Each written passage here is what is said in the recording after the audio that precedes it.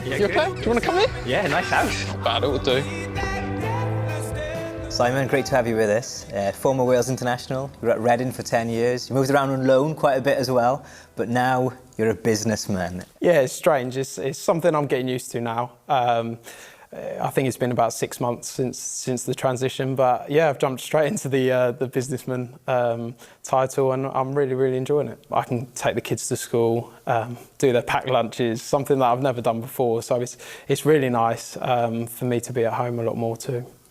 The transition was tough because I didn't want to retire. I felt like I could still do it, but my body wouldn't allow me to do it. I didn't watch football for a while. I felt a little bit remorseful to the game. It took me a couple of months to get over that and be at home and relax and get out of the routine, enjoy myself. And then I thought, you know what, I've got to really push for something else for my future and my children's future, and I just went for it. I love going to watch games now, see it from a different perspective, hear all the chants in the crowds, brilliant. But yeah, now that I'm getting back into football, I don't really miss it too much. Which is nice, I suppose, because if you did miss it, you'd be in a worse place mentally, I suppose. Yeah, and that's why I can see why a lot of people struggle with retiring from football and sport with mentally, just because it's been your life for so long. It's been my life for so long. It's all I've ever wanted to do, and then to come out of it on, probably about 23, 24, it stopped being enjoyable for me.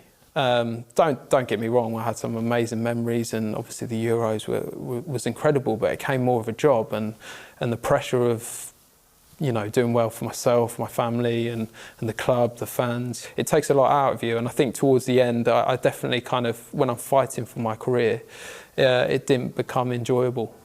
When I say the European Championships that year with the Welsh squad, what flashes into your mind? I think it was just the in-house camp we had, our team, teammates, the environment, the connection with the fans, which is something very rare in football, that the players have that much of a connection with the fans. Once in a lifetime, something I could only dream of as a kid, to play in a tournament like that and have the success we did. It was just absolutely incredible. If I should have retired after then. Yeah. We still keep in contact with a lot. I have been kicked out of the Wales group. You have? Yeah, the WhatsApp group? Yeah, the WhatsApp group. Ah.